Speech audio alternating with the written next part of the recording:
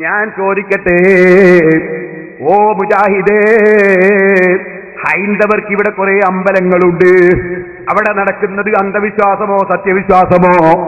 ക്രിസ്ത്യാനികൾക്ക് ഇവിടെ കുറെ ചർച്ചുകളുണ്ട്. അവിടെ നടക്കുന്നത് നിങ്ങളെ കാഴ്ചപ്പാടിൽ അന്ധവിശ്വാസമോ സത്യവിശ്വാസമോ? അത് അന്ധവിശ്വാസമാണെന്നാണ് നിങ്ങൾ പറയുന്നതെങ്കിൽ നിങ്ങൾ അതും പൊളിക്കാൻ പോകുമോ? ഞങ്ങൾ മുസ്ലിമീങ്ങളാണ്, ഞങ്ങൾക്ക് ഞങ്ങളെ വിശ്വാസമുണ്ട്. ഹൈന്ദവർക്ക് അവരെ വിശ്വാസമുണ്ട്, ക്രിസ്ത്യാനികൾക്ക് അവരെ വിശ്വാസമുണ്ട്. ഞങ്ങളെ സംബന്ധിച്ചിടത്തോളം ഞങ്ങളെ നേതാവ് ഉമർ മൗലവിയല്ല, KP അബ്ദുൽ ഖാദിർ മൗലവിയല്ല. ഞങ്ങളെ നേതാവ് വമാ അർസൽനാക ഇല്ലാ റഹ്മത്തൻ ലിൽ ആലമീൻ.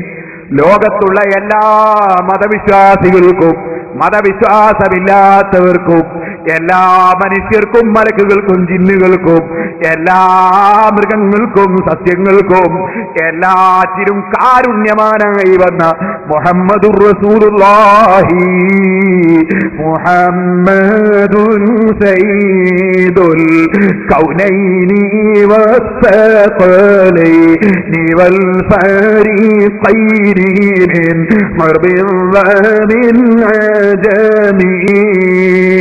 ചൊല്ലിക്കോ മൗലവിക്ക് പറ്റാത്ത ബുറുദയിൽ നിന്ന് സലാത്തതിന്റെ കൂടെ മൗലായ സല്ലി വസല്ലിം ദായിമൻ അബദാ അലാ ഹബീബിക ഖൈറിൽ ഖൽഖി കുല്ലിഹിം. ആ മുഹമ്മദ് നബി സല്ലല്ലാഹു അലൈഹി വസല്ലം സർവ്വ സൃഷ്ടികളെയും നേതാവാണ്.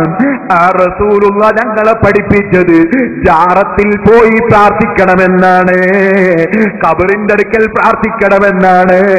അത് വിശദമായി ഞാൻ എന്റെ ആ സീഡിയിൽ പറഞ്ഞിട്ടുണ്ട്. ഓ മുസ്ലിമീങ്ങളെ, നിങ്ങളൊന്ന് വാങ്ങിയത് കേൾക്കണേ. ഇവരുടെ ഭീകരമായ പ്രവർത്തനങ്ങളൊക്കെ ഞാനതിൽ വിശദീകരിച്ചിട്ടുണ്ട്. ഞാൻ നിങ്ങളോട് പറയട്ടെ, എന്താണ് റസൂലുള്ള പറയുന്നത്? അവിടുന്ന് പറഞ്ഞ അൽ ഖബറു റൗളത്തും മിൻ റിയാദിൽ ജന്ന. മഹാന്മാരെ ഖബർ സ്വർഗ്ഗത്തോട്ടമാണ്, സ്വർഗ്ഗത്തോട്ടമാണ് മഹാന്മാരെ ഖബർ. അല്ലാഹുവിന്റെ റസൂലിന്റെ ഖബറോ ഇമാം ബുഖാരി റിപ്പോർട്ട് ചെയ്യുന്ന ഹദീസ്. അതിനതാ ഇമാം ബുഖാരി അധ്യായം കൊടുക്കുന്നു, ബാബു ഫദ്ലി മാ ബൈനൽ ഖബരി വൽ മിംബരി. ഖബറിന്റെയും മിംബറിന്റെയും ഇടയ്ക്കുള്ള സ്ഥലത്തിന്റെ ബഹുമാനം പറയുന്ന അധ്യായം. റസൂലുള്ളാഹിന്റെ ജാറത്ത് മാത്രമല്ല ബഹുമാനം, ഖബറിന് മാത്രമല്ല ബഹുമാനം, ഖബറിന്റെ പരിസരത്തിനും ബഹുമാനമാണ്. മാ ബൈന ബൈതി വ മിംബരി റൗളത്തും മിൻ റിയാദിൽ ജന്ന. സ്വർഗ്ഗത്തോട്ടമാണ് എന്റെ ഖബറിന്റെയും മിംബറിന്റെയും ഇടയ്ക്കുള്ള സ്ഥലം. അങ്ങനെ മഹാന്മാരുടെ ഖബർ സ്വർഗ്ഗത്തോട്ടമാണ്, റസൂലുള്ളാഹിന്റെ ഖബറിന്റെ പരിസരവും സ്വർഗ്ഗത്തോട്ടമാണ്. എന്നാൽ റസൂലുള്ളാഹി സ്വല്ലല്ലാഹു അലൈഹി വസല്ലം മദീനയിൽ പള്ളിയോട് തൊട്ടടുത്ത റൂമിൽ കിടക്കുന്നു. അതിന്റെ തൊട്ടടുത്തുള്ള പള്ളി 1,00,000 ഇരട്ടി കൂലി കിട്ടുന്ന പള്ളിയാണ്.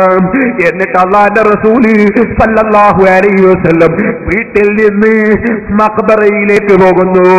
എന്നിട്ട് അവിടെ ചെന്നിട്ട് മഖ്ബറയിലുള്ളവരെ വിളിക്കുന്നു, അസ്സലാമു അലൈക്കും യാ അഹ്ലൽ ഖുബൂർ, ഖബറാളികളെ അസ്സലാമു അലൈക്കും. പിന്നീട് സെലഫി വന്നിട്ട് ഖബറിലുള്ളവർ കേൾക്കൂല, ഖബറിലുള്ളവരെ വിളിച്ചിട്ട് കാര്യമില്ല എന്ന് പറയുന്ന റസൂലുള്ള മുൻകൂട്ടി അറിഞ്ഞതുപോലെയുണ്ട്. ഖബറാളികളെ വിളിക്കുന്ന അസ്സലാമു അലൈക്കും യാ അഹ്ലൽ ഖുബൂർ, ഖബറാളികളെ അസ്സലാമു അലൈക്കും. എന്നിട്ട് ജീവിതകാലത്ത് പറയുന്നത് പോലെ പറയുന്നു, അതേ അതാ ആ ഖബറിലുള്ളവരോട് പറയാണ്, അസ്സലാമു അലൈക്കും യാ അഹ്ലൽ ഖുബൂർ അൻതും ലനാ സലഫുൻ വ നഹ്നു ലകും തബഉൻ വ ഇന്നാ ഇൻശാഅല്ലാഹു ബികും ലാഹിഖൂൻ. ഞങ്ങളെ മുമ്പിൽ അങ്ങ് പോയതാണ്, പിന്നാലെ ഞങ്ങളും വരുന്നുണ്ട് എന്നവരോട് ജീവിതകാലത്ത് സംസാരിക്കുന്ന ശൈലിയിൽ തന്നെ സംസാരിക്കുന്നു. മരിച്ചുപോയ മഹാന്മാരോട് സംസാരിക്കുമ്പോ ജീവിച്ചിരിക്കുന്ന കാലത്ത് പറയും പോലെ പറയാമെന്ന് ലോകത്തിനെ പഠിപ്പിക്കുകയാണ്. എന്നിട്ട് അല്ലാഹുവിന്റെ റസൂൽ അവിടെ വെച്ച് ഓ മുസ്ലിമേ പ്രാർത്ഥിക്കുകയാണ്.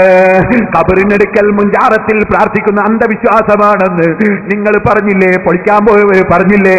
എന്നാ റസൂലുള്ള പ്രാർത്ഥിക്കുകയാണ്. എന്താണ് പ്രാർത്ഥന? നസ്അലുല്ലാഹ ലനാ വലക്കുമുൽ ആഫിയ. ജീവിച്ചിരിക്കുന്ന നമ്മൾക്കും ഇവിടെ കിടക്കുന്ന നിങ്ങൾക്കും അല്ലാഹ് സൗഖ്യം നൽകട്ടെ. യഗ്ഫിറുല്ലാഹു ലനാ വലക്കും. നിങ്ങൾക്കും അല്ലാഹ് പൊറുക്കട്ടെ, ഞങ്ങൾക്കും അല്ലാഹ് പൊറുക്കട്ടെ. ജീവിച്ചിരിക്കുന്നവർക്കും ജാറത്തിൽ പ്രാർത്ഥിക്കുന്നു, മരിച്ചവർക്കും റസൂലുള്ളാഹ് പ്രാർത്ഥിക്കുന്നു. ഈ ഹദീസ് തെളിവിന് പറ്റൂലേ മൗലവിമാരെ?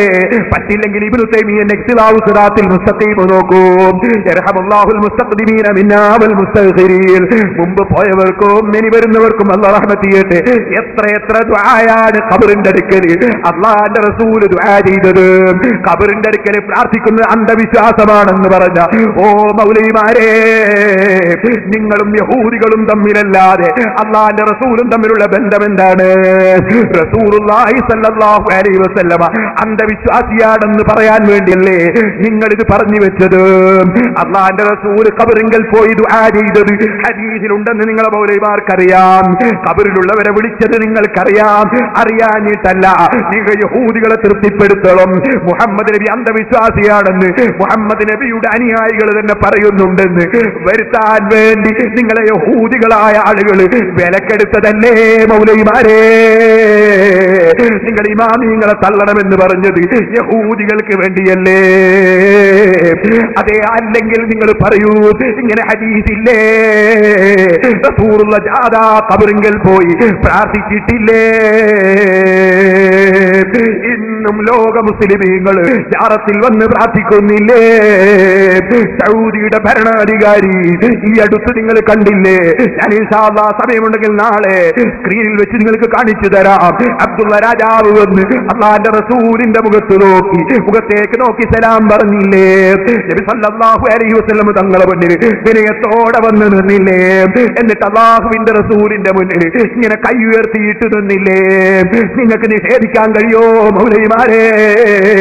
ലോകത്തുള്ള എല്ലാ ഭരണാധികാരികളും റസൂലുള്ളാഹിന്റെ ജാറത്തിൽ വരുന്നില്ലേ?